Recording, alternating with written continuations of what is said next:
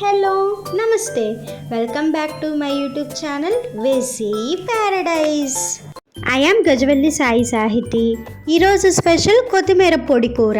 దీనినే తాలింపు కొత్తిమీర ఫ్రై అని కూడా అంటారు.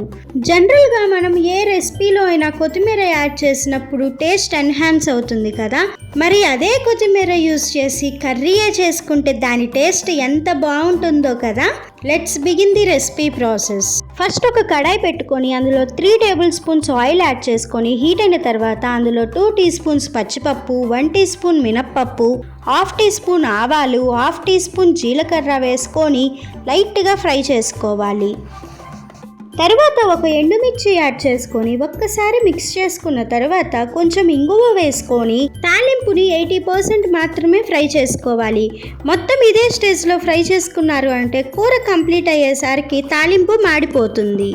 ఇప్పుడు సన్నగా పొడవుగా కట్ చేసి ఉంచుకున్న ఒక పెద్ద ఉల్లిపాయ, 4 పచ్చిమిర్చి చీలికలను యాడ్ చేసుకోవాలి. అన్నిటినీ ఒక్కసారి మిక్స్ చేసుకున్న తర్వాత ఇందులో టేస్ట్కి తగినంత సాల్ట్, చిటికెడు పసుపు యాడ్ చేసుకొని మరొక్కసారి మిక్స్ చేసుకొని మంటని లో టు మీడియం ఫ్లేమ్కి అడ్జస్ట్ చేసుకుంటూ ఉల్లిపాయలు 50% కుక్ అయ్యేంత వరకు ఫ్రై చేసుకోవాలి.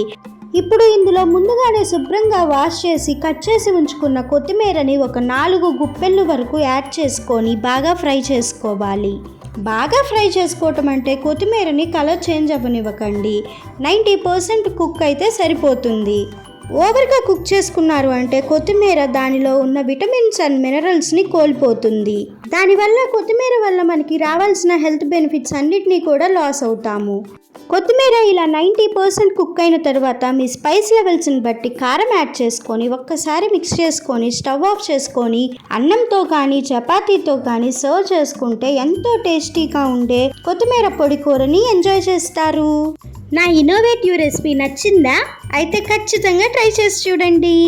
Stay tuned for more interesting recipes. Please do watch, like, share, comment and subscribe to my YouTube channel. Thank you for watching. Bye bye.